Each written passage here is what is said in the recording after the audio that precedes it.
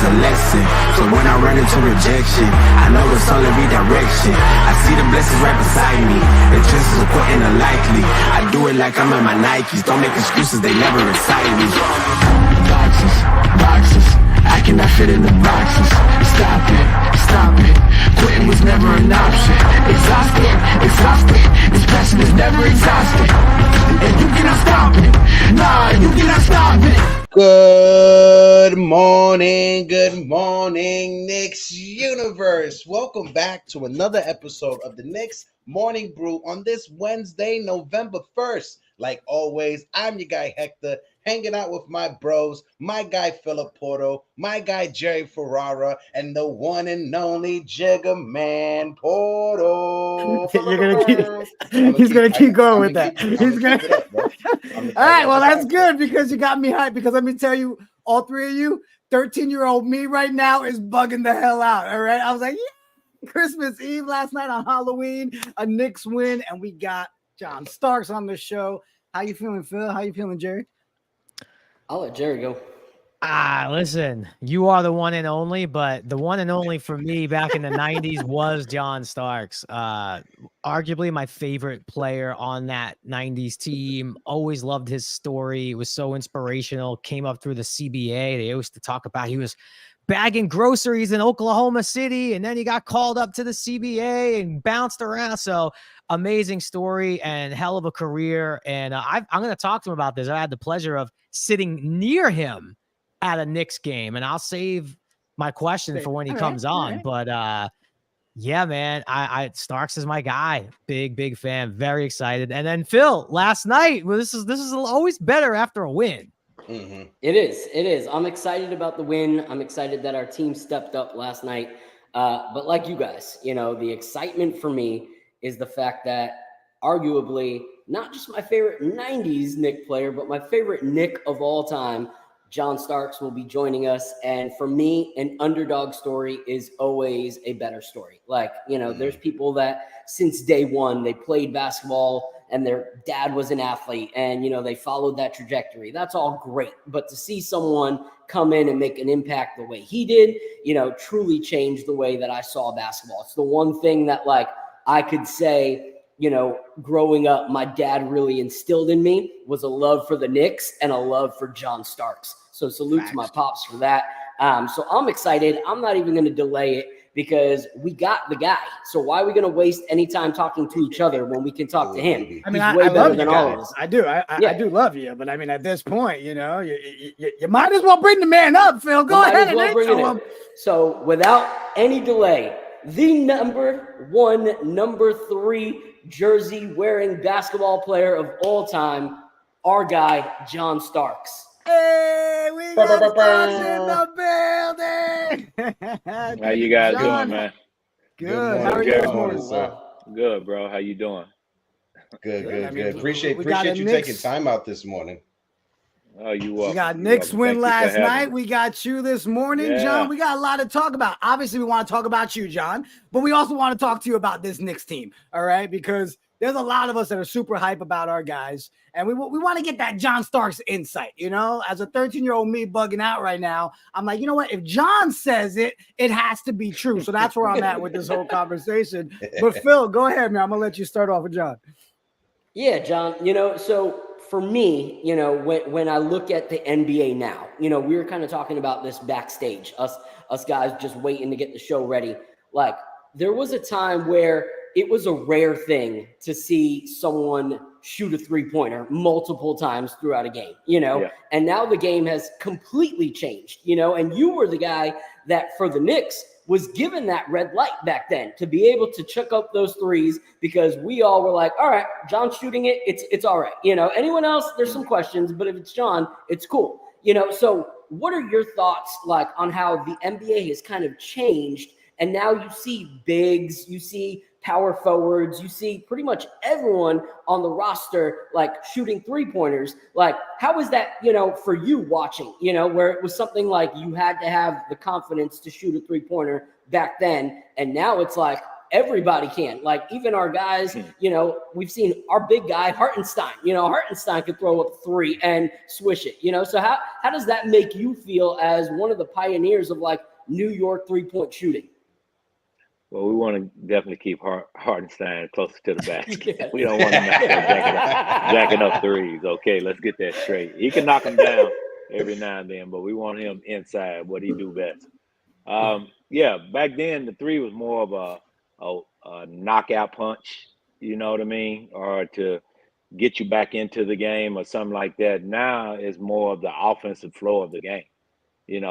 Back then, obviously, we had big guys. It was more of a low inside, outside game. You throw the ball down low, and you stand out there and wait till, they kick it back out to you. Then you shoot a 3, or if you're coming down on a break, you don't pull up 1-on-5, because if I pulled up 1-on-5, say this all the time, before that ball get to the basket, Riley would be like, "Oh, he's tripping tonight. Somebody get him."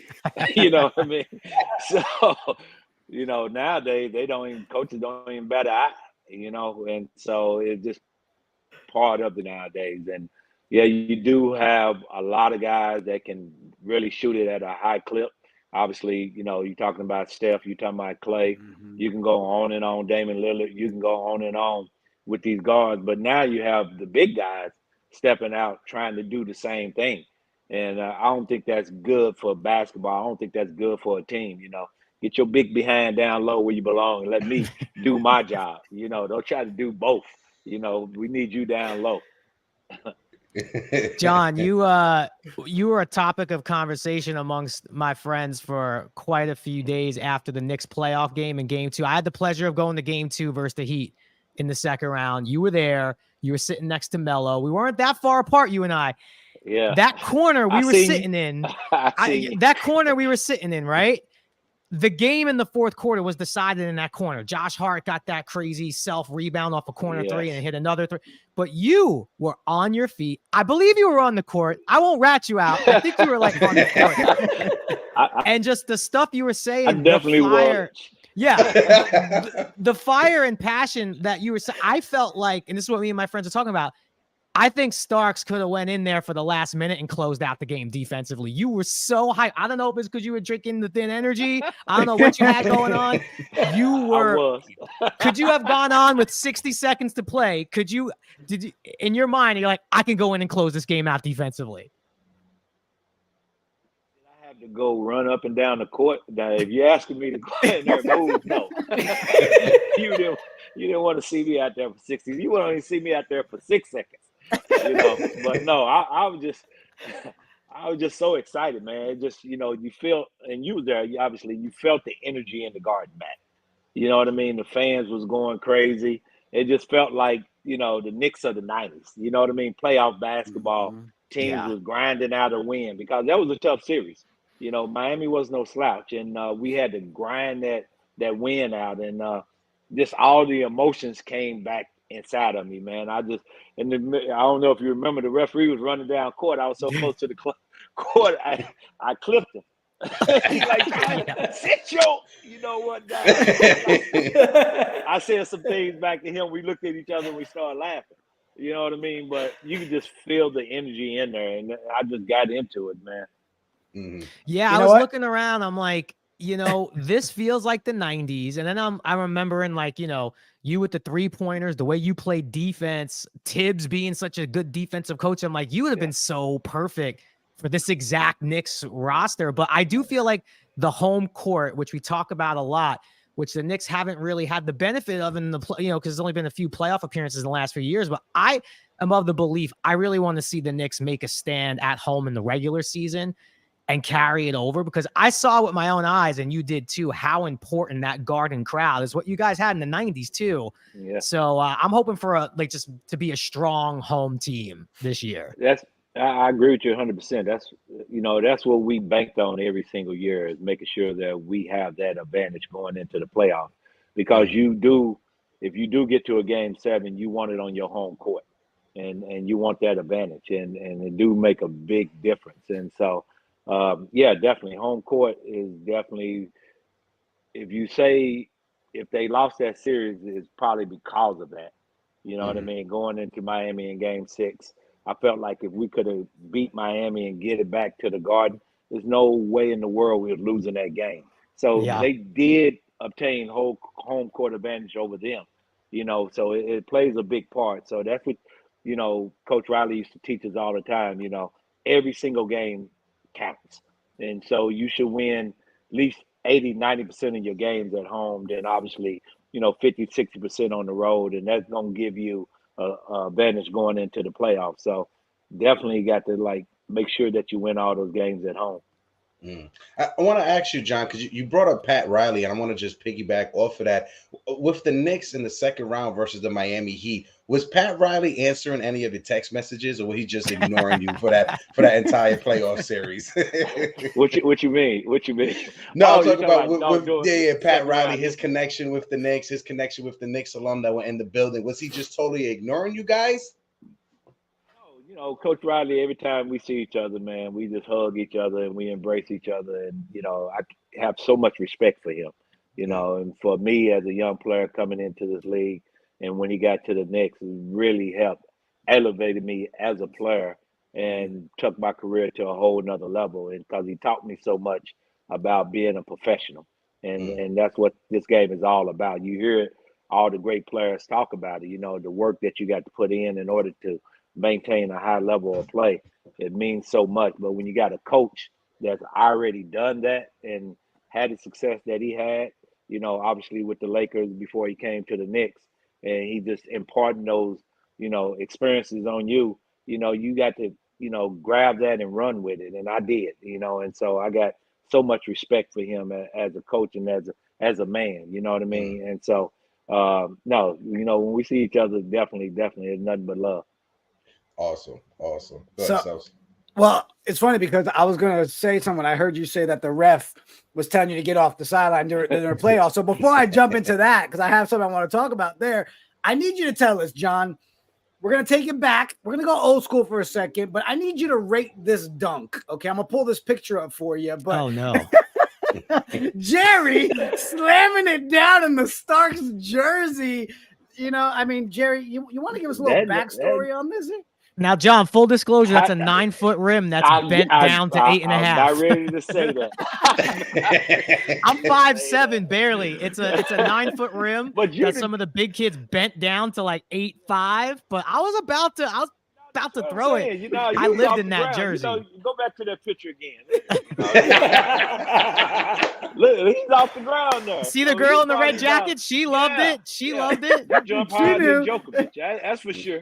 It was the jersey. It wasn't the shoes. It was the jersey. Yeah, no one paid attention to the feet.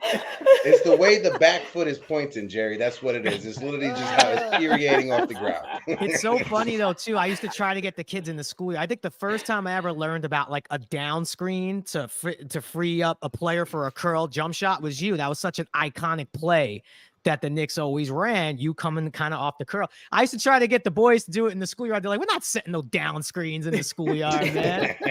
Nobody wanted to do it. You on your own.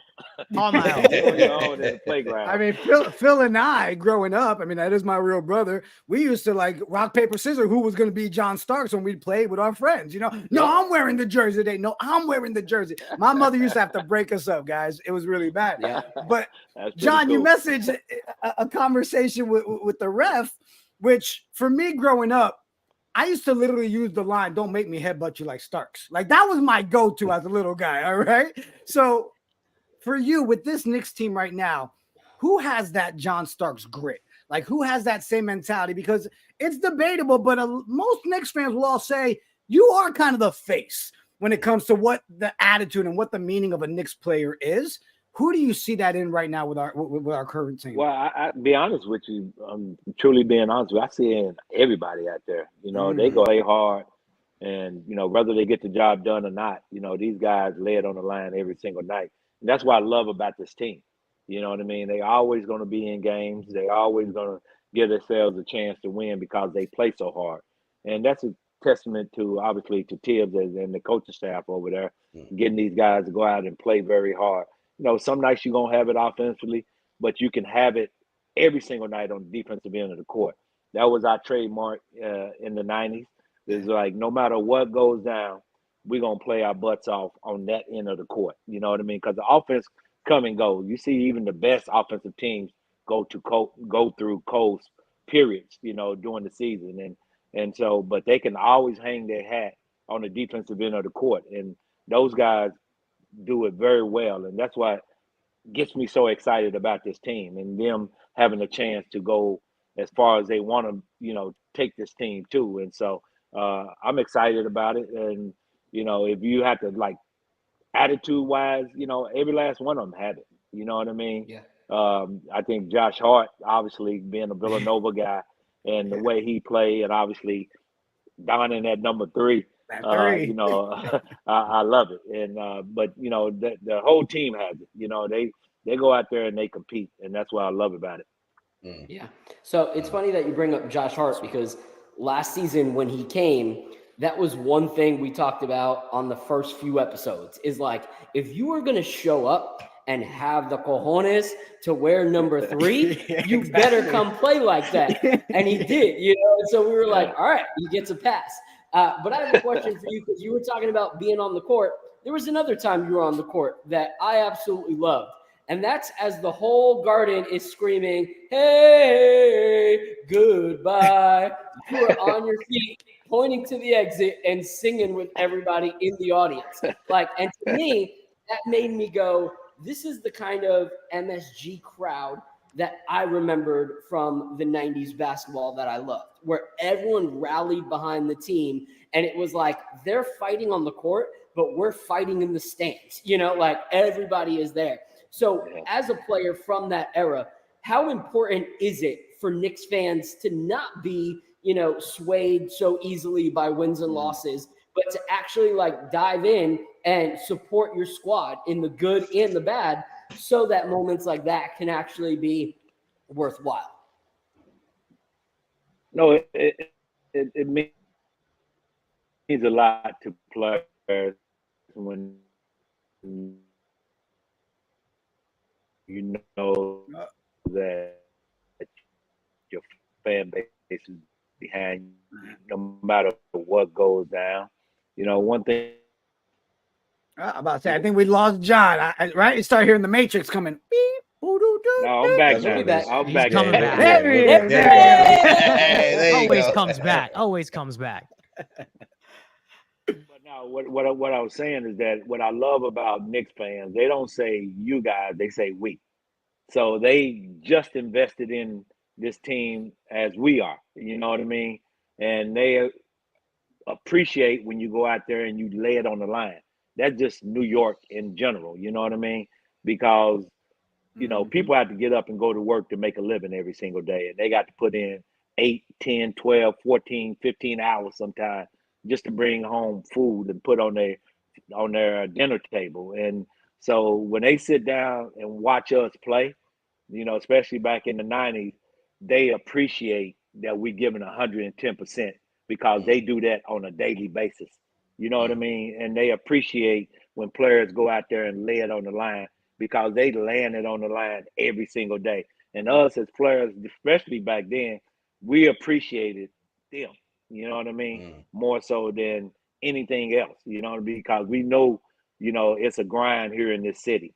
And we wanted to represent them and show the world what New York is all about. And I feel that this team is like that. This team this year, last year, is like that. You know what I mean? They appreciate what New York is all about, and they going out there and laying it on the line. So, I can't give the fans number a big up, but definitely, you have to ride or die with us. You know what I mean? It's going to be some ups and downs. And I can remember, last year during the playoffs, and y'all probably saw me going crazy when Julius was struggling a little bit and he went out the game. Then he came back in. You kind of hear a rumor, in the stand. They got no, not now. No, not now. Clap. And they started clapping and he played better. You know what I mean? And so as players, you don't go into a game wanting to play bad. You know what I mean? You may start it off bad, but that don't mean that you can't turn it around. But when you got the fan support behind you, that makes your level of energy go up. That makes your play becomes better. And so, by any advice I can give to the New York fan, be for the team. Always be for your team. You know, it makes a big difference because me being a former player understands that. You know, it makes a big difference in your play. You know, one thing we don't see as much with the NBA is I don't feel like we see as many rivalries, you know, like when we talk about the 90s, to me, it was all rivalries, you know, obviously Knicks Bulls, Knicks Heat, Knicks Pacers, you know, always never like the Celtics, no matter what the team, even the Nets, even if the Nets were bad, still not letting the Nets and Derek Coleman and those guys come in. I feel like that's been gone a little bit. I mean, obviously we had the Cavs and the Warriors for a while. Now it feels wide open. And I say that to say, I do feel like, especially in the East, there is this window for a big rivalry to bubble up. You know, we got a little Knicks Cavs thing going on. The Knicks have kind of really played well, but then the Heat are kind of sitting there. And now we have the looming Celtics and Bucks, who seem like the juggernaut. So I guess if you look at it from a Knicks perspective, John, and knowing what it is like to play a rivalry, because, you know, in the playoffs, you're playing the same team, right? So you could have one good game against a team, but can you have, you know, 4 good ones to get a win? So who would you say is a team that the Knicks should just be looking at as, you know, we might see them in the playoffs? I know it's very early to look at that. It's game 4. Well, I'm already looking at the East as wide open with the exception of, you know, Celtics and Bucks. So we're working things out. Exactly. Those teams that you just named, I think either one of those teams could be our rival. Be a rivalry between the Knicks and the Bucks, Knicks and the Celtics, Knicks, definitely Knicks and the Heat. That just goes all the way back. You know, and Boston goes always back. You know, Milwaukee just coming into the picture. Obviously, they got Dame this year, and so they're going to be even better, you know, this year. So those 3 teams right there is, I think, what you have to keep in the back of your mind. Those are the teams that we have to get through. And you're talking about Philadelphia. You know, they just made some moves. Doing the trading James Harden and getting in some veteran guys there. So they're going to be just as good. You know, Maxey is coming along far as a player and showing that he can step up in the absence of a James Harden. And so, you know, I think the East probably have more rivalries than the West do right now at this point in time. That's how I see it. You know, out West, you know, I don't know what the rivalry is out there. You know, Denver done took a stranglehold on that conference in my book. You know, and everybody else just trying to come up right now. And so, but in the East, I think it's just wide open right now. I think any team, any 4 to 5 teams that we just mentioned, including ourselves, definitely, you know, have the chance to come out the East. That's how I look at it. Yeah, something else. Oh, sorry, go ahead. No, go ahead, Jerry. Go ahead. No, the other thing I wanted to ask you too is, you know, we talked a lot about Quickley last week and all the contract stuff that happened with him. And we always sort of debate, you know, is there a world where Quickley could start on the Knicks? Because, you know, he definitely wants to probably play more. And you were a guy when you kind of started off, you know, 6th man of the year, you were coming off the bench and then you made that transition into the starting lineup. But I guess looking at IQ, who's been great this season, how hard is it to make that jump from, you know, I'm the 6th man, I'm the energy guy, my job is to come in and just destroy the second unit and maybe get some closing minutes versus now I'm a starter? Can you like kind of take us through those differences and something Quickley may experience? Yeah. Well, I think one thing that you see in Quickley's game is that his confidence is at all-time high right now. Yeah. And that's good to see because we need that punch coming off the bench. You know, I think it makes a big difference when you can have effective 6th man like he is, who can do multiple things at him, and not forget about his defensive prowess. He goes out there and he shut guys down. You know what I mean? And that's what I love. He's a 2-way guard, and so he's a big piece of our success. You know, as a team, and when you can have that punch in the arm when the first unit may not getting it done in the beginning, and all of a sudden you have this blast of energy coming into the game, and he's up and down. I mean, he reminds me of Maxey, you know, over teammates in college too. Yeah, exactly. And then you look at their game, is the same game. You know what I mean? And so I think what he's showing is that he can go out there and produce on a nightly basis and be very, very effective. And obviously, he's coming in a contract year, so you want to have your best year when you're in this type of scenario. And so I love him. Quick Q Well, IQ does his thing. John, Yeah. would you be opposed? Because a lot of the conversation right now when it comes to IQ, you've got a lot of the fan base that's calling for him to start over Grimes. And then you got the other half that's like, that's our leader on the second unit. Would you lean at all towards that other side of having him with the starters? No, All right. no, I told you, if John says it, I'm in. No. Right. Yeah. No, and John, I chose sides right now. No, he have to have the ball in his hand. You know what I mean? He's a rhythm player and he likes to push the ball. And IQ have to have the ball in his hand. I don't think he's a, stand around, wait for his shot to come. That's what Grimes does for the first unit. I think, Quentin, he could be so much better. I think he could be so much better, and probably look to play him a little bit more with IQ.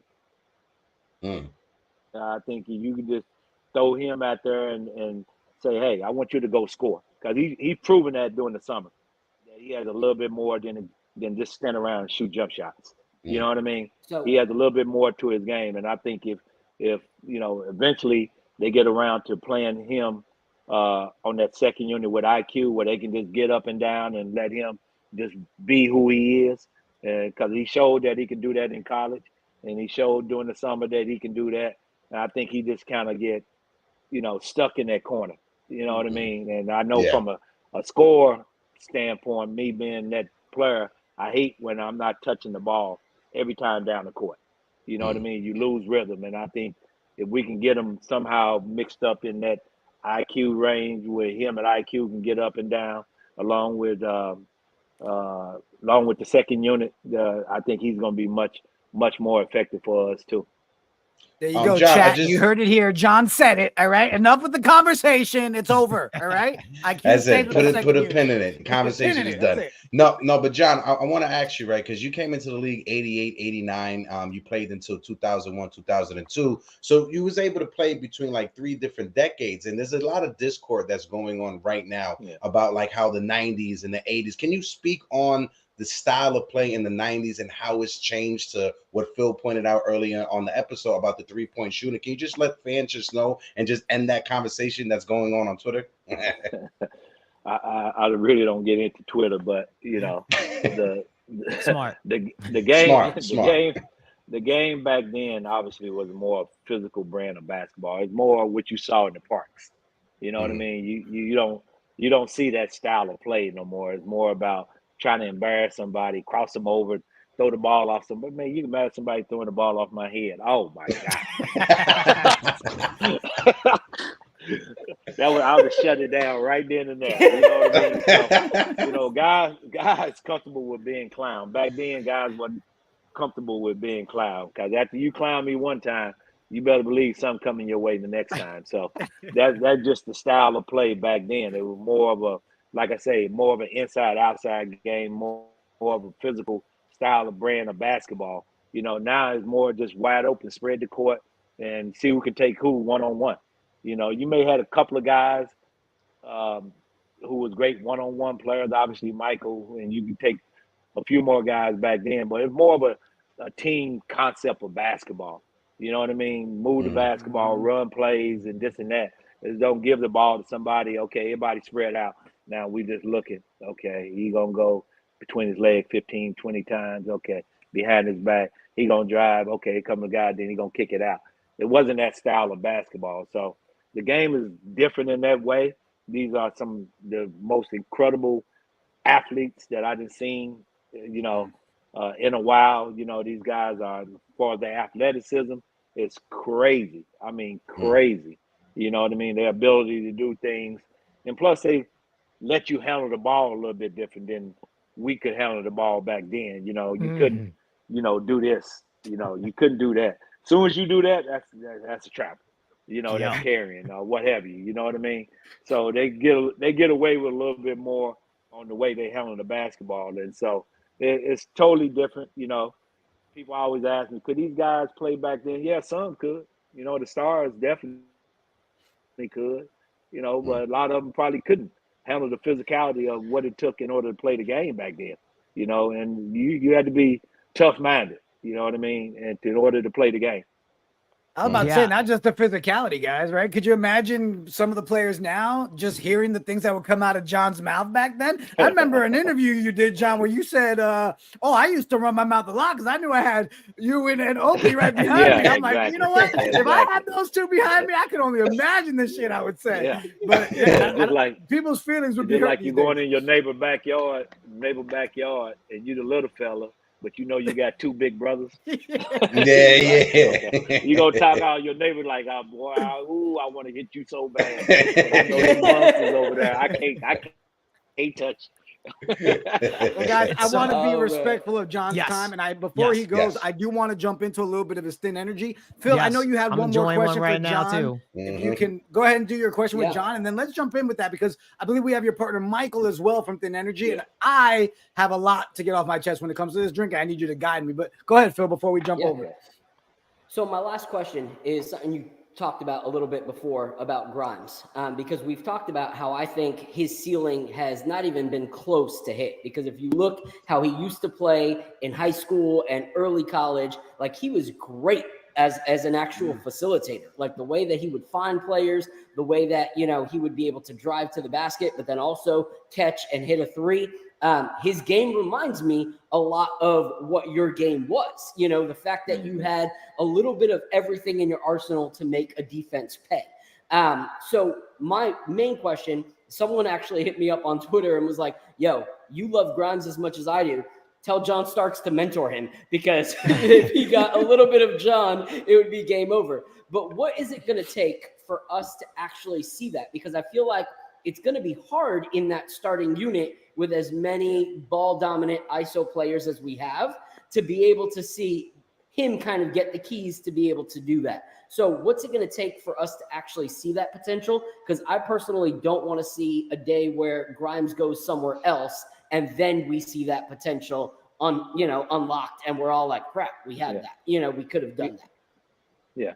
No, like I said before, it's just, you got to, mix it up with him. I think obviously he's definitely a starter in this league, you know what I mean? Because he can knock down shots, he can defend, he can do everything you want him to do. But obviously you have, a situation where you have a starting lineup with two ball dominant individuals, you know what I mean? Obviously, you have Jalen, you have Julius, and those guys do it at a high level. And so, you tend to get lost as a shooter and as a scorer, and that's why I say it, you know what I mean? Eventually, you may have to put him on that second unit, you know what I mean? And just tell him to go score. And I could see them doing that, you know what I mean? I could see him exploding, and then you're going to say, oh, wow, that's what we've been waiting for. Because, if you got him out there and you just unlock him, I think he can be very explosive for us. I truly believe that. I didn't see it. I saw it in college, and I didn't see it during the summer. I know he can do more than what he's doing, just standing in the corner and just waiting for, the ball to come his way so he can knock down shots. So, but it's just truly going to be up to him too. Also, he got to show that he can do that on a consistent basis. He can pump fake and get to the basket and do his pull-up game, and he can do it all, man. Believe me, I watched this kid, and I know he had so much more to give us. And it's just about, finding his niche within the team and where he can be more explosive for us. Thank you. All right, so we're going to honor your time, and we're going to transition. But this whole thing kind of happened in a weird way. I was at a concert that my mom wanted me and my kids to go to while we were visiting her. I didn't want to go. I was tired. Had to travel the next day. I didn't go. I was supposed to go. He was supposed to go. He didn't go. And my kids are like, we want to go. I was like, all right, I can't disappoint. Got to be dad, So I went to the concert, got there before the family, grabbed this drink that was handed to me at one of the booths, and saw your picture on it, and was like, holy crap, it's freaking John Starks. So I put it in my pocket. My mom comes with the family, and we walk by again. They want to get a drink. And I tell my wife, I was like, yo, you got to look at this pamphlet. Freaking John Starks is on it. And all of a sudden, this guy comes up to me. He's like, you like John Starks? I was like, yeah. It's like my favorite player of all time. He's like, all right. I was like, yeah, we run a Knicks show. He's like, you want John Starks on the show? And I was like, who are you? And he's like, this is my company. I'm Michael. You know, John's actually part of our brand. And Michael has been a standout guy since the moment I met him. And honestly, you meet people that make promises all the time and never like come through on their word. Michael is not that guy. So without further ado, I want to bring up Michael Gardner, who made this all happen, of Thin Energy. And we're going to play this little intro video before he comes on up. Check it out. Come on, it's John Starks. John, what are you doing here? I'm here to take that soda. Try Thin Energy, the healthy alternative. Eat healthy, drink healthy, be healthy. Wow, this is delicious. No sugar, caffeine-free, keto-friendly, plant-based, vitamin C, vitamin D, elderberry, and zinc, and only 5 calories. I love it. Thin Energy keeps me on my game every day. Make the dunk of your life with Thin Energy. Try Thin Energy at your local retailer. Be healthy, be happy. Buddy. Michael, welcome to the show. How are you? I'm doing great, but I hate to do this to y'all right off the bat. But Okay. John, I got a bone to pick with you. When they ask you who in the East, you didn't mention the Pacers. For good reason. For good reason. You know why. The hatred still lives on. I love it. Hey, so the story how I met John is I'm at a boat show in Connecticut. I had just launched the company, and I'm like, man, that's John Starks.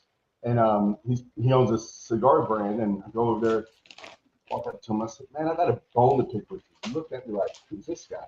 I said, man, I've never seen anybody talk so much shit on the court that Reggie Miller back in the day, in the 90s.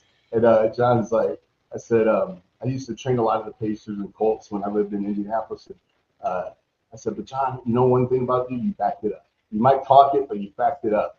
And that's how we met, very organically. And man, what a great guy! I mean, you hit on a lot of who John is, and I've got to know him over the last few years.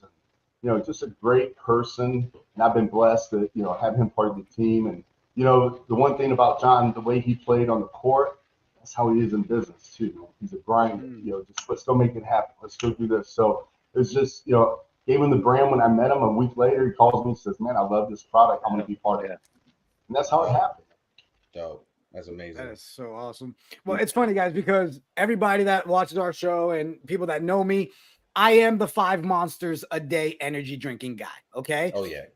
All 3 of the guys above us, they don't understand how I even wake up anymore in the mornings or how I survive. We're concerned about it. We got to do wellness check. So my brother was like, I'm telling John and Michael to get you some samples. We need to save your life. So I'll start it off, give me a little bit of details on the energy. And if you're to pick one, I'm going to sample it now. Am I going prickly pear, Baja peach mango, or tropical splash? Which one am I rocking? Either one of them good, but the mango, definitely. That's what I'm talking about. Mango. Okay. The Puerto Rican side of me is so happy you said mango. Yeah, for real. The splash is great too. Yeah, the tropical splash is great too. So yeah, either one of them good, but definitely hit it. But the one thing that I loved about the drink and when Mike gave it to me is that you don't have that crash. You know what I mean? You know how you just start drinking the whole thing, and all of a sudden you feel your heart racing, and you just like, whoa, what's going on? Well, a lot of these energy drinks and this and that, this gradually brings you up, brings your energy level up. And I say this all the time. Like, I drink one in the morning, and we can't really claim this, but I don't have to eat until probably 1 o'clock in the what's name, because it helps curb my appetite too on top of it. Wow. You know what I mean? Because I got that energy, and I'm just steady going, and all of a sudden it's 1 o'clock. I'm like, man, you haven't eaten all day. You know what I mean? And so it gives you that sense of boost that you need, especially during the morning times. What I love too is you guys hit all the keywords, right? No sugar, no caffeine, non-GMO, gluten-free, keto-friendly. Like, you making sure that everything health-wise is there. I will confirm, and guys, I'm not saying it because Starks is here. You guys know me. I don't mind if I ruin the chance to have somebody back, but I'm gonna tell you both. I mess with this mango. I like that you put it over ice. You did it right though. Yeah, you see it, right? Yeah, Listen, I'm a professional energy drinker. Okay, I don't just no. I like it with ice. I snack it right. Okay. Well, the one thing about it, just to kind of clarify, because one of the things about our brand, we are the first plant-based certified hydration drink. So we're not just, we call it a beverage with benefits, because it's not just the energy without the caffeine or the no sugar, appetite control, all those things. But bottom line is elderberry, zinc, vitamin D, plus electrolytes, low in sodium. So a lot of these people are drinking a lot of these sports drinks that have a lot of sodium. Well, sodium, I mean, that's to replenish after playing a game or something. You shouldn't be drinking that, or especially kids throughout the day. So where John and I really connected to, is that, for me, it's not even about the drink. It's about really health and wellness. I came from an obese family, saw this my firsthand, became a personal trainer, wrote a book, blah, blah, blah. But the point was, I've always been about giving back, helping people. And when you look at society right now, our kids, the leaders of today need to really focus on our children, because that is our future. So when I met John, and we, my whole thing's been about eat healthy, drink healthy, be healthy. It's a movement. And then when I saw what John was doing with his foundation, and man, I tell you, I mean, this guy, I thank gosh for Thin Energy, because I think, he took it to the level, but, his foundation, the good, and that's something he's been doing 30 years. But he, very humble. We did a launch up in New York at Fresh Market, Market 32 up in New Orleans. Market 32. Okay. We didn't even do any PR, just put a couple things out. Man, we had people for 3 hours. I mean, they drove to see him. Awesome. And that really showed me, like, man, this guy, hearing it from y'all, and I got the experience at Madison Square Garden last year for my first time, thanks to John. And man, I'm a Knicks fan now. I'm gonna say it. There we go. We converted them. It was hard, but we really believe. Yeah, I don't want no more of this Pacers talk, Michael. Even though we love Obi Toppin here, no more of this. No more. And I'm going to tell you one thing, and I don't know if this has ever been. Can I share this, John, or not? Because we were on his boat a few months ago, and we were just having a couple cigars, and man, I know, like, John played with the chip on his shoulder, and I'm like, where did that chip come from? Like, I want to peel back the onion. You know where I'm going with this, John? Yeah. Middle school. Yeah. Right? Share that story, because I don't know if you've ever shared that with too many people. Exclusive. Well, I have a lot of them. Which one were we talking about? I forget which one we were talking about. About the MVP trophy, MVP. Oh no, yeah, that was I think I told this story before, but that was in the elementary. Elementary. Yeah, that was elementary. So what he's talking about is, like, we had trophy ceremonies after the season in basketball. So I played for this park, and so we had football, basketball, baseball, right? And so in football, our quarterback ended up winning the MVP in football.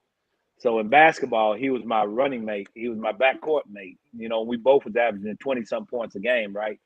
So he couldn't win it in basketball because he already won it in football. So they didn't want to go, what's the name? So I'm up next.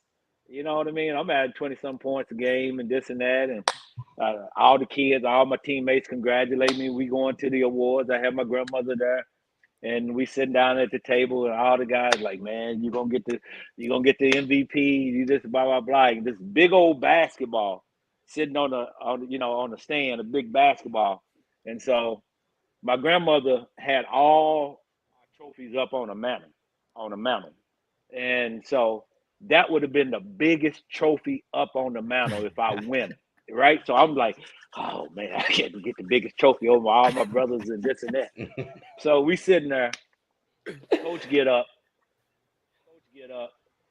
and he announced, and he said, is this right? I'm about ready to get up out my seat. He said, We lost the sound. I didn't hear John. They didn't call your name?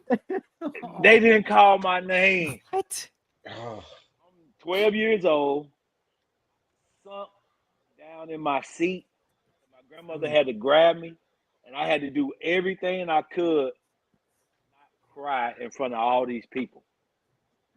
And I said, I had to get up. I walked outside. I'm bawling, man. I'm like saying all kinds of things and words that I'm not going to say right now. Then I come back in. And I had to shake his hand, and he's smiling. Got the trophy, smiling, this and that. And it's like killing me inside. It's killing me inside. And so from that point on, I think that's what drove me to be who I became. You know what I mean? It's like, I'm not going to play this game for a trophy. I'm going to play it to win every single time. Whatever comes along with it, comes along with it. But I'm out there playing it to win. You know what I mean? And that was my mentality whenever I took the court, is to go out there and win. No matter what I had to do, I went out there with the mentality that I had to win. Was the kid who won the MVP, was his pops like the principal or something? Like, what happened? Did he make it to the NBA? Did he make investigation? We need to do Morning Brew Sports investigation unit, because you got robbed. John's brewing. I see him laughing. You got robbed. Exactly. John, let us know. I'm not gonna tell you the reason. I can't tell you. Don't tell the reason, and it worked out in the end. Clearly, it worked out in the end. But man, John, you don't have to lie to us. That's offline. You found that person and you played one-on-one with them last week to prove that you're better, right? You found them, right? You don't gotta lie with us, right? Real quick, guys, everybody in the chat, so you guys can see, I've went ahead and dropped the Thin Energy link there, so you guys can check out more details on Thin Energy. Go cop it. You guys know me. I don't fluff it. There's no reason to. I am almost done with this first one. Real quick on the Thin Energy, you guys even came out with the packets for the water. This is the stuff that I that's love. what I like, the on the go right there. Yeah, this is the stuff, right? Especially with kids and on the move and being able to just toss this into my water bottle. Go ahead, Michael. Touch on that a little bit. One thing we're doing too, so the Powder 6, we just launched that. We're going into Lowe's, Home Improvement, and some other retail. But one of the things we're doing right now, if you go to johnstarksthedunk.com, you actually buy a 30 count, you get a free t-shirt with your purchase. Oh, hey, Hector, why don't you be our Vanna White, bro? What are you talking about? Oh, that's fire. I love that. The best part about the whole thing is not only are you getting a great product, beverage, but you're getting the t-shirt that's a commemorative. We own the copyrights on it, John and I. But the bottom line is we're also donating 10% of all the gross proceeds to the John Starks Foundation. That's amazing. That's dope. Love that. That's amazing. So, Love that. Again, this guy, just class act. I'm blessed, like I said before, man. John, I appreciate you, brother, and keep making it happen, man. Yeah. So, same here, Mike. One thing I want to say. Appreciate what you do, bro. One thing I want to say about the drink is, what was really appealing to me is I've had quite a bit of health issues over the last 10 years. And so lifestyle changes such as keto for a long period of time and just stuff like that has always kept me from being able to enjoy things like energy drinks, because I just can't, take those risks. And then, my wife, she loves those little packets, and our kids always want to drink whatever we're drinking, So one thing that, I always hear was a lot of health issues that a lot of us have today is because of lack of education back when our parents were, raising us. So to be able to say, okay, I'm going to let my kids enjoy stuff, but stuff that they're not going to have to say down the road, we didn't know, so I appreciate what you guys are doing. I appreciate the hard work that you guys are putting in. And I like that it doesn't taste like garbage because there's a lot of healthy drinks out there. Because I'm drinking it right now. I as well. I'm like, I don't wake up in the morning and want broccoli with a side of celery in my drink. That's just not my jam. So I'm thankful for you guys. I'm just not going to do that. So I appreciate your guys' hard work. And John, as a cigar head, anyone who likes cigars, check out the Legend series that John has. That thing is superb. I'm ordering those I gotta right smoke after one with this. you. I have to Appreciate smoke one it. with you one day, John. Appreciate it. Yeah, let's do it, bro. Y'all come up to the lounge and come on, hang out. Nice. Can't wait. Well, John, I just want to say guys. it was a pleasure. You know, I'm a kid that I grew up in Bed-Stuy, Brooklyn, packing bags at Met's supermarket on Fulton and St. James plates. So my manager at the time was a diehard Knicks fan, and he would always tell us, "You never know, you could be the next John Starks." And I used to play for Brown Memorial Baptist Church, and I got me a little trophy one year. That's all my basketball celebration. You didn't get robbed like John. I'm about to say, Jerry. You got it right. That was nice that you didn't get robbed 12-year-old. like John did, but again, it ended well for Mr. Starks. To be fair, it was most man. improved just because I was the only one that showed up to practice on time and I was never late. So that's Hey, really look, why. I got the sportsmanship award There you for. go. I love for, that. I love hearing the that. sportsmanship I love award hearing was the kid whose mother complained the least about not playing. Me and my mom are very proud of that award. She got that one for me. We'll do it. Michael, John, thank you. Again, everyone, definitely check it out. I'm going to do what you did, Celso, and put this over ice after this break. I'm bougie, bro. I'm bougie. And John, cigars and golf coming up whenever the weather gets back again. Let's do it, bro. Hey, the weather's good in Florida. Man. Thank you, guys. I don't know, John. I don't know what the temperature is there, but I think it's 80 today. Me and I'll Michael meet are you right in Florida there. We're then. neighbors. Thin energies and Golf cigars and courses are golf. open, Done. baby. Appreciate you John, guys. thank you so right, much, fellas. Michael. Thank you so much. thank We you, appreciate guys. you guys. Yeah. Appreciate See you, you soon. John. Gotta do this again. Great job. Ladies and Definitely gotta gentlemen, do we this got again. John Starks on the show. Coming, drinking energy drinks, feeling good about it. Guys, we got to jump back into a little bit of Knicks talk because we did come off a win yesterday. And I know there's a lot we want to talk about on that, you know, so we'll fit in a little bit more here while we can. Jerry, you want to start? Hold on, I was just say before Jerry goes, I just want to say we got 45 of you fine people in the building. If you guys can, please smack that like button for the four amigos. Whoa. Also, Jerry we're likes sitting to at say. 1590. Gently tap it. You don't got to smack Gently, it. You can just respectfully tap it. Gently, respectfully tap it. Also, we're sitting at 1592 on the subs. If you're watching this for the first time, hit that sub or gently tap the sub button. Let's hit that 16 while we on stream. Let's do it. Isn't it crazy though that we forgot one thing? We were asking John Starks about playing in the 90s versus now. It's like this is for the young heads in there. There was no Euro step. It wasn't created yet. Yeah, there was no Manu Ginobili Euro. So like the amount of moves now that the players are allowed to do that would have been so clearly travels, and the refs would have been like, "What the hell did this guy just do?" Yeah, step back anyway. 3 and all that. Well, I loved when he said that. You know, a lot of guys now wouldn't be able to play back then, right? I just feel like if you took people and you did like a movie, you know what, Jerry, you should write it. We take players from now, we implant them into series like that. I actually am working on something like that, but not with strictly let's basketball. go. But I don't want to give too much away. It actually just came together yesterday, but it's a movie that I'm going out to pitch with in a week or two. After this, I have to go actually open up the document and get writing in that. Nice. But, So it's can you imagine some of the guys now are like, excellent oh, my adventure. feelings. You're kidnapping current basketball players to bring them back in the machine to the 90s and 80s, right? I mean, that's what you did. If you brought a top AAU kid right now and dropped him in a high school basketball game in 1995, people were like, "Yo, this kid's an alien. He's doing this crazy." He shot 9 threes. He did a up and under. When Starks did the players could dribble like this now, I knew exactly no one knows what a palming violation is anymore. So anyway, that was a treat, man. Starks is the real deal.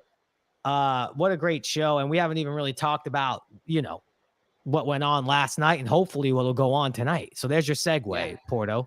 You know what? You're a freaking pro, bro. But Lee took it 109.91.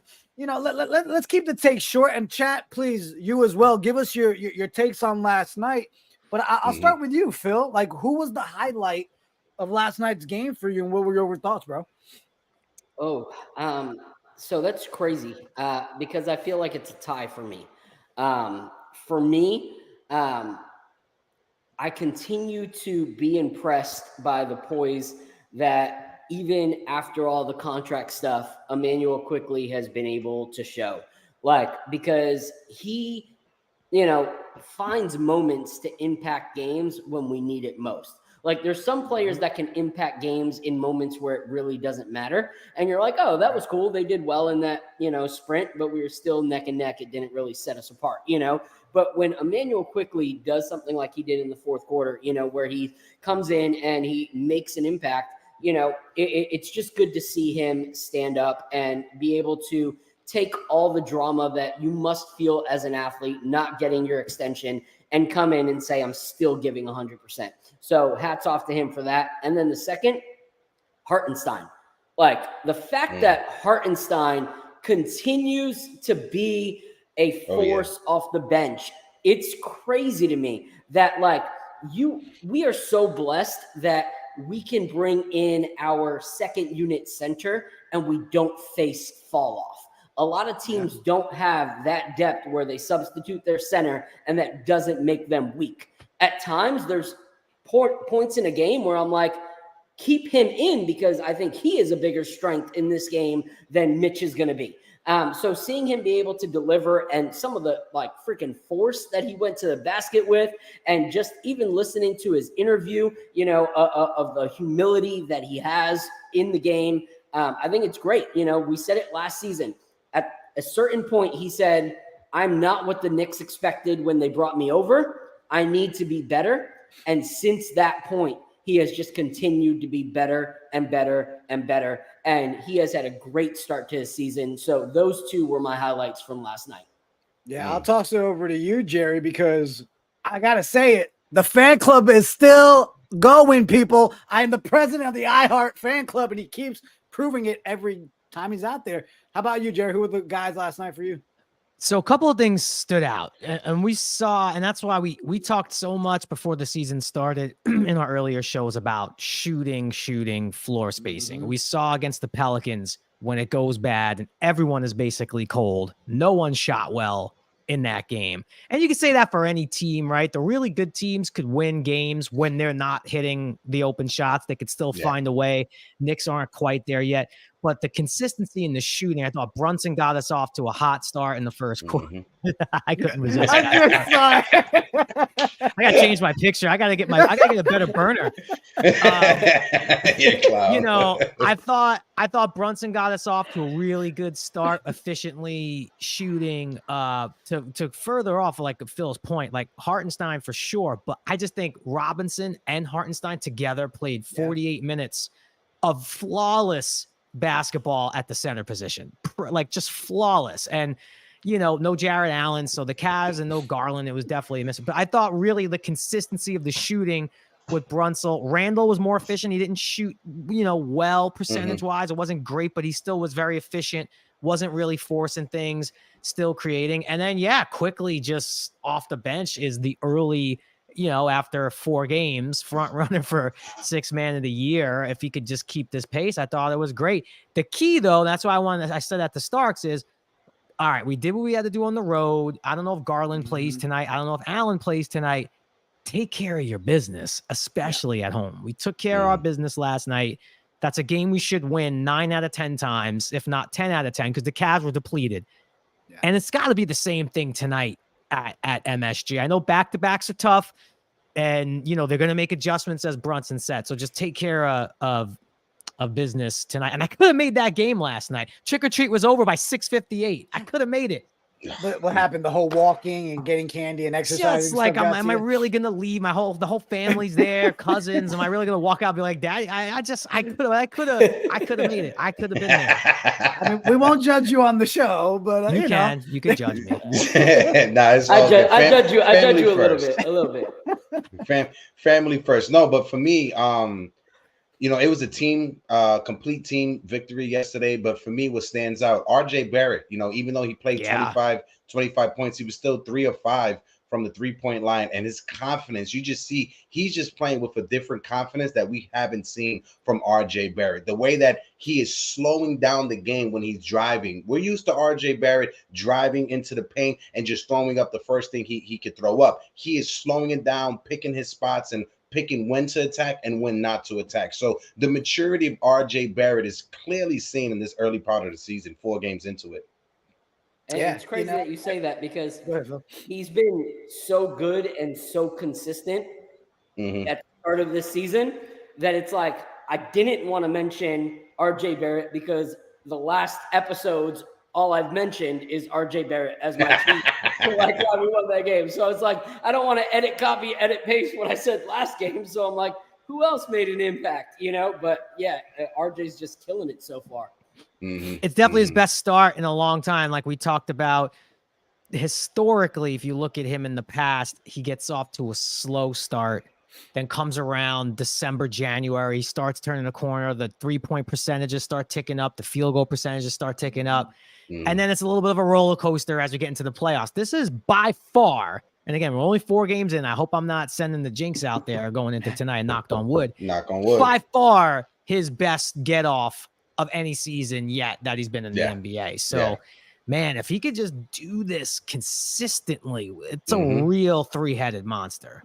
Yeah, real quick, guys. I didn't see the super chat before. I don't know if anybody caught it, but our boy Jay Boogie dropping a super chat. Jay Boogie. We gotta send this to John Starks. Phil. We gotta send it in email. Send this right there to Starks. The Terrence Croft right lead means I'm southpaw. That left hand still on the rim like I'm John Starks. I'm working on a song for your car dealership. You know Jay Boogie, if he say he's working on a song for it, he really doing it. All right. For real. Shout out to Boogs. Appreciate the super chat, but Boogie, if you write that song, you shooting a video at his dealership, let me know, bro. All right. Yeah, I want to be that dude that's just sitting there waxing the car and everything. All right. Can we talk about the defense? Because there's a lot of things. And again, it's easy to sit there and say, they were depleted. They didn't have LeVert, they didn't have Allen. And I get that. But we still got to focus on the game at hand and what we did. Right. And we walked away with a win that we should have taken. What did you guys think of the defense? Because there were times that, there was questions. Right. Some of the offense looked a little stale at times and, like that cohesion wasn't there. But defensively, I thought we looked really good. Like, I feel like we were choking them out pretty much all game. I'll throw it to you first, Jerry, when it comes to the defense, bro. Yeah, we created turnovers, which was nice. We only had 14 turnovers. The Cavs only had 15. So it wasn't really a sloppy game on that level. We had a couple of good steals. I just thought that, like you said, look, they didn't have Garland. So this is typically, though, sometimes in the past, this has been a game where it just was a little too close for comfort, or maybe even the Knicks slip up and drop one of these. We dropped a few of these last year where it was like no-brainer games execution-wise. And I just thought, I wouldn't say they were stellar defensively, but I just thought they executed, handled their business. It was good enough. They made the right switches. No one was really out of position. All of Strus's shots were contested. They weren't giving up wide open threes. Like the Pelicans game was a bad defensive effort. Pelicans were hot, but they were also open, like wide open, and Ingram was making great shots. Tonight against the Cavs, and maybe it's because they knew there wasn't any guard, they just closed out strong on everything. I thought it was, a B- to B defensive game, which was good enough to win. It will have to be better against some of the top tier teams, and the Cavs with Garland are a much better offensive team. So, but I thought they handled their business. It wasn't mind-blowing, but I thought it was really, really solid.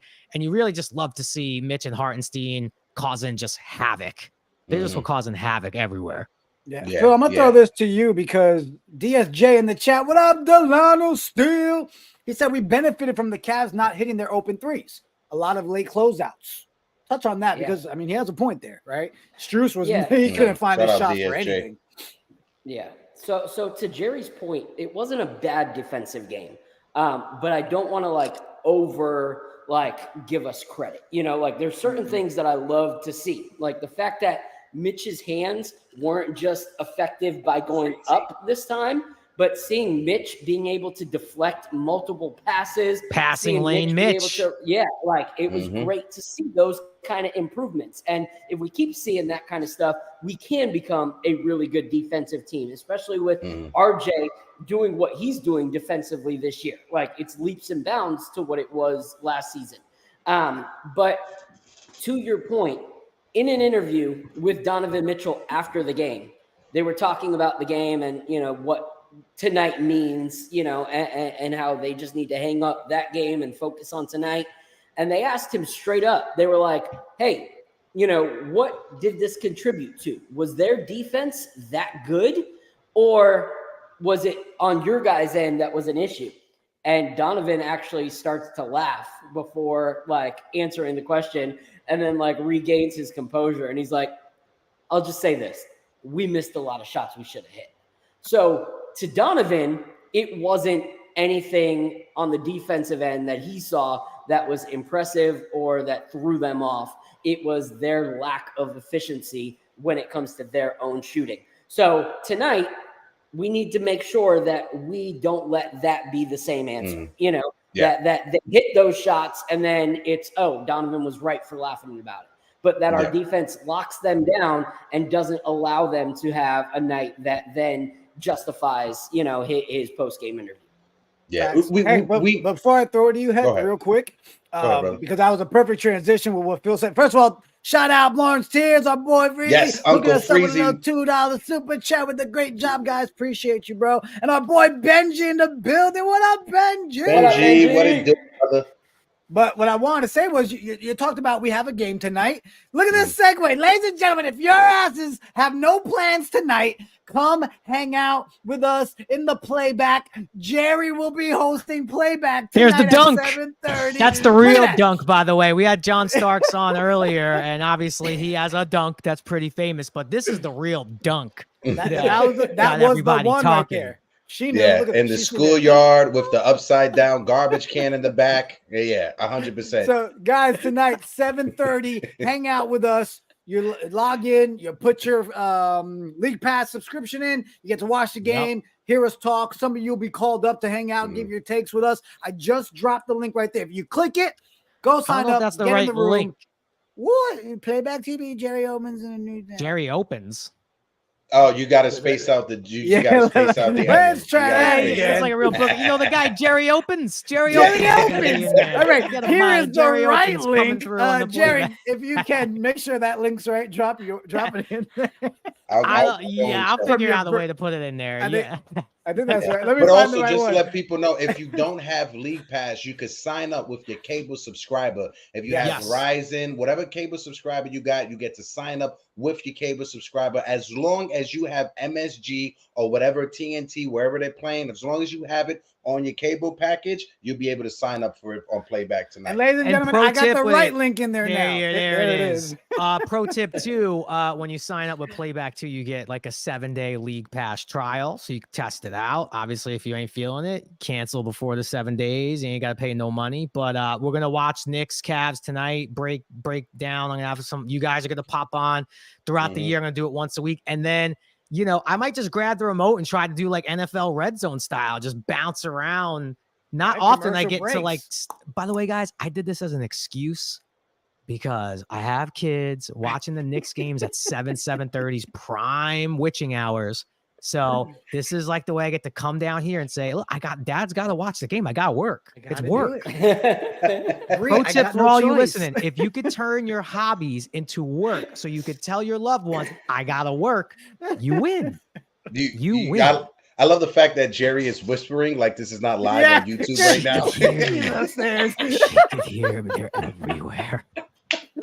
Every man that's been married or has a serious relationship knows when the octave changes, you also get scared. Okay, not just the guy telling the story. You all like, oh shit. There's the whisper octave, like and then there's the high pitch, like, what do you mean? I wasn't doing that.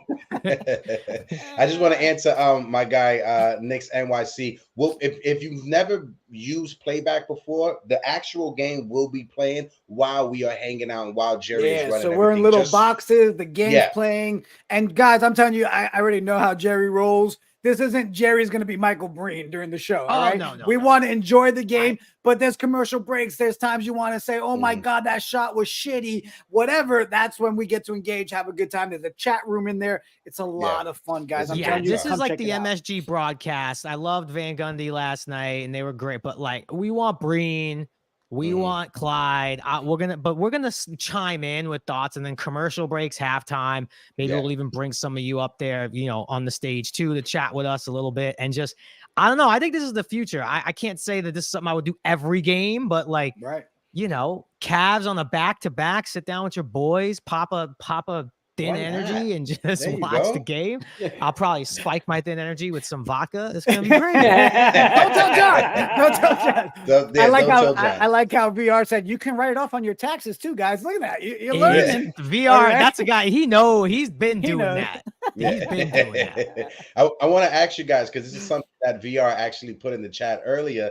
But what's your favorite worst holiday candy?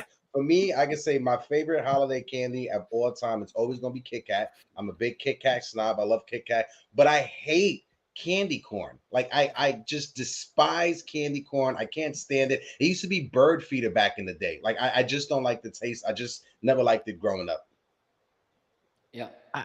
I could go first. I'm with you, Heck. The candy corn. I just like, there's a couple of things that just be illegal.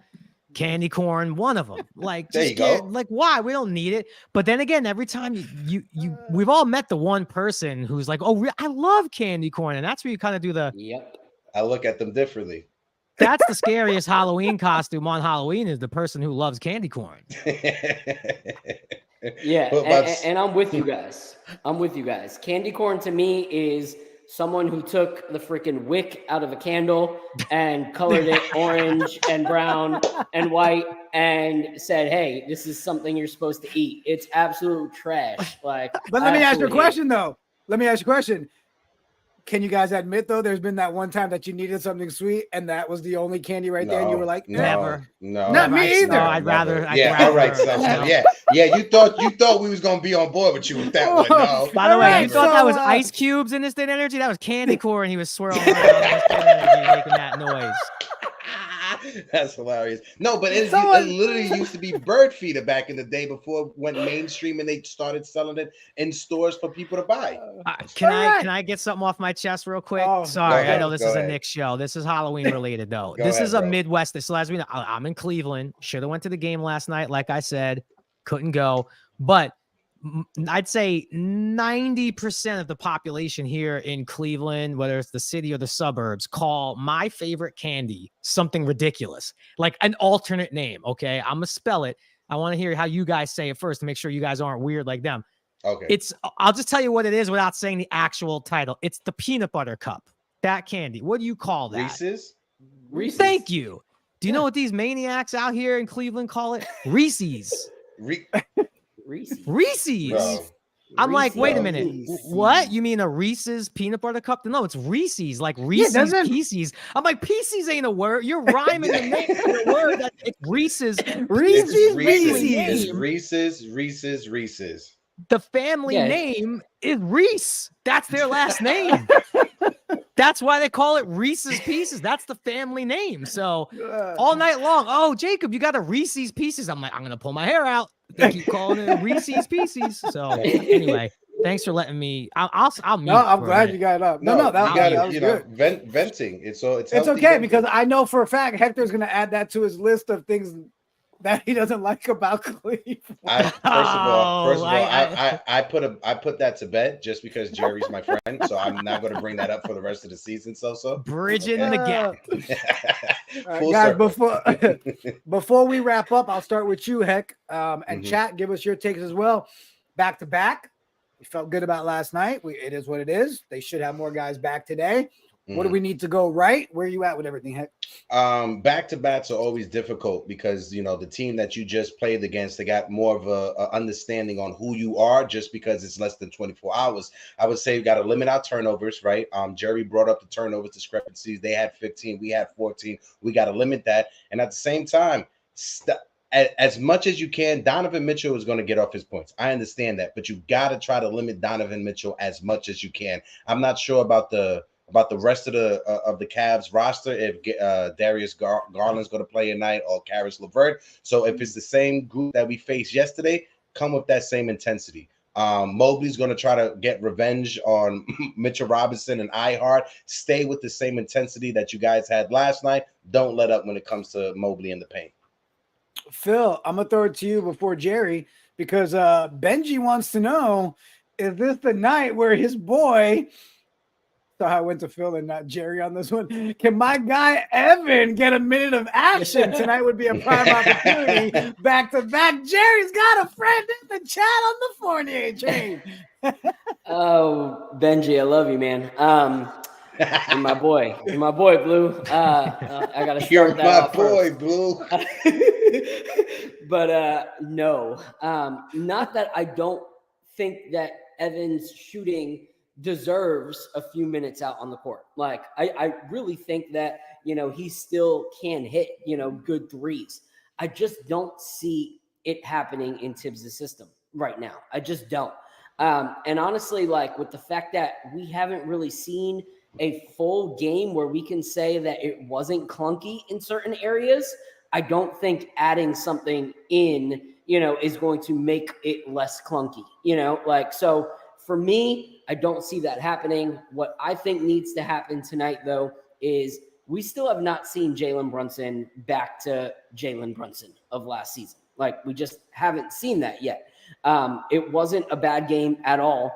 But my whole thing is, if you don't have it, you have to increase your assist numbers, especially. Like, that 2 assists in a game from your starting point guard, to me, is not going to work. Like, if you look at season leaders, he is 44th at the start of this season right now in assists. And that's behind a lot of small forwards, power forwards, guards. And so when you're not playing your best basketball and you're still only averaging 3 to 4 assists per game, I find that a little bit of an issue. So I would like to see a little more, facilitating from our starting point guard. And I think that will help. I think what we've seen, the height of our season so far, has been in ball movement. And when games have gotten close is when we stop that ball movement and go back to ISO. So that's my personal thought. Did anyone else have a heart attack when Randall was still in up 20 and then slipped on a break? Yeah, bro. Anyone else just are we still doing this? We're still doing this. Yeah. And then the announcer's like, clearly Tom Thibodeau not comfortable with a 20-point lead. I'm like, no, we know. We know. We watch. Phil, like the Cavs already emptied their bench and Julius Randle's still in the game. Still out there against their third slipping and falling. No, yeah, Phil, I had this. When it comes to Brunson, one thing I did like about last night, though, is after he called himself out about he needs his 2s to drop, you saw him putting an effort in the game yesterday to find that shot, find his draw him in and fade away in the mid-range there. So that I did find solace in, because some of them were dropping, right? You're seeing that he was getting it. So I felt like last night was that, hey, I need to find that to go hand in hand back with that 31-point, 3-point game the other night and get back into that. And then hopefully, like you say, we start to see, because we know he's not a first pass guy. We know that, right? But yes, hopefully if he finds it too, he feels better after last night, then maybe we do start seeing some of those assists. Jerry, where you at with everything, bro? I think that is very true. I think that is an idealistic way to think about where this team can go. I just don't know if we're truly ever going to see the assist numbers, at least with the way the roster is currently constructed, be off the charts. I do think they'll continue to maybe tick. And I don't know if we need them to. They need to tick a little bit better ball sharing. I thought last night was a good job of it. But yeah, I still don't think we've really we have not. Look, we're 2-2. We have not seen anything really yet substantial from Brunson and Randall. I thought Brunson got us off, like I said, a great first quarter. The next 5 are at home. And we've been talking a lot about making the home court advantage work, right? It starts tonight. And then we have one road game versus the Bucks. And then we have a Wemby game. I already inquired about tickets. That's already like a sold out affair. Now we got Harden and the Clippers rolling to town as well, which is going to be super weird. Like, that's a who knows game. That really could be one for us to steal early. So these next 4 out of 5, we talked about the first 10, 4 out of 5 at home. I really would just love to see them take 4 of the next 5, or I'd love obviously 5, but throw up 4 wins, be coming out of this whole tough first 10 games. I know Hector mentioned 7-3, even if it's 6-4, I just think then the season really begins for me.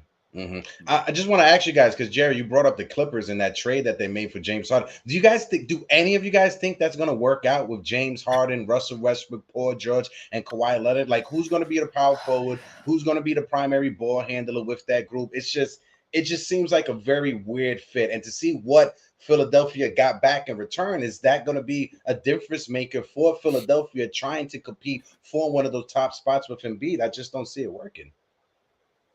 I feel like Philly was very encouraged seeing how well Maxi's played, and that maybe that is something to build around with Embiid. And now they have a lot of pieces. They have like $100 million in expiring contracts this year. That gives them a lot of flexibility at the trade deadline to really improve the team. It was weird because there was really only one suitor for James Harden, right? So it's this weird thing. If you're the Clippers, it's like, and I know they got to keep Terrence and they didn't give up a whole lot in there, but they don't have a draft pick. They only have like one pick through 2030. It was just a weird thing. There was like only one suitor. So I thought Morey got a lot of value. He continues to like wait for the right deal. And for the Clippers, I actually like the way the Clippers have looked. Russell Westbrook's actually looked inspired for that team and is like doing things and being a force. So I honestly, I have no idea. I don't know if we're sitting here saying the Clippers are one game away from reaching the finals come May. I don't think we're saying that. I just don't. I'm baffled. I'm a little baffled at how it's going to work. Those are really good individual players. Yeah. If they're healthy and if Harden figures out a way to fit in and like not upset what they have going on, and him and Russ get along, I mean, PG, Kawhi, I don't think you're playing Westbrook and Harden at the same time. So I don't know what their crunch time lineup will be, but I guess it's some version of Kawhi, Paul George, and either Westbrook without Harden or Harden without Westbrook. And then the other two probably be, I don't know. It's baffling. Yeah, Tyler's going to have to coach his ass off. What about you, Phil and Sos? What's your thoughts on it? Phil, I'm going to let you touch on that, and then I'll wrap it up with at the end of your take. Yeah, I don't know. To me, it's either, they really believe that with the expiring contracts and stuff like that, they could eventually rebuild around Embiid and get something better. Or it could be the opposite. It could be that, okay, we've lost Harden. We're probably going to lose Embiid. Let's wave the white flag with these expiring contracts and find a suitor for Embiid that would make it all worth it in a rebuild. Like if you look at the teams that could actually make a real good push, you have teams like OKC, which would probably be one of the best suitors to be able to, with all the picks and stuff that they have and all the young players that they have, that they could actually pull Embiid, pair him with like an SGA and, like that whole young squad for a potential push, and give the Sixers something to rebuild with. So they either are going all in with Embiid or going, all right, Embiid's coming to an end as well. What can we do? Expiring contracts? Perfect. That gives us an out. So either way, I think they can come up on this. I think the Clippers are going to have a cluster of a situation. Like, when have you ever gone to like street ball and like all five of the best players were able to be picked like onto the same team, in the calling each other up? It's going to be a little bit weird on the sharing of the ball there. Yeah. I mean, I want to respond really quick to Raz. I was not saying that they're waving the white flag with Morey. I actually think that they got a lot of picks back. All those expiring contracts, we don't know what they got yet for Harden. Because at the trade deadline, there will be movement that is directly related to what they got back for Harden. So I don't think Morey's waving the white flag. I think he's encouraged to build around Embiid and Maxey and show. I think the trade of Harden is the double down on Embiid. So I don't think we know exactly what that trade is yet, because there will be there will be blood come trade deadline. So we don't know who they got back necessarily for Harden just yet. Sorry to interrupt. I just wanted to answer that. No, you're good. I won't even jump into this because I know we got to get out of here, but that's another conversation that has to be had. I've seen already people throwing it out since last night. IQ headed to Philly. Watch, everybody keeps saying it, but I digress. Guys, everybody in the chat, again, tonight, 7:30, come hang out with your boys. The link is there. Go sign up in the room now. get yourself squared away, hang out with us tonight, have a good time. Big, huge shout out to John Starks for making time to hang out with us this morning. Granted, his dunk was probably better than, I'll give him that. All right. Just start and Phil, big shout outs to Phil for putting that. Big shout outs to Phil for putting that together. Yeah, shout out to my hooking up with Michael hard on that. Yeah, shout out to Michael Gardner. Everything. Let me drop that link again, guys, for the Thin Energy Hydration, so you guys can cop some of that if you want. I will make it my drink of choice. We'll try my best not to drink 5,000 Monsters. Replace it with 5,000. We need you yes, to be replace it for your long-term health. Yeah. Please do. Yeah. All right. Thanks. Yeah.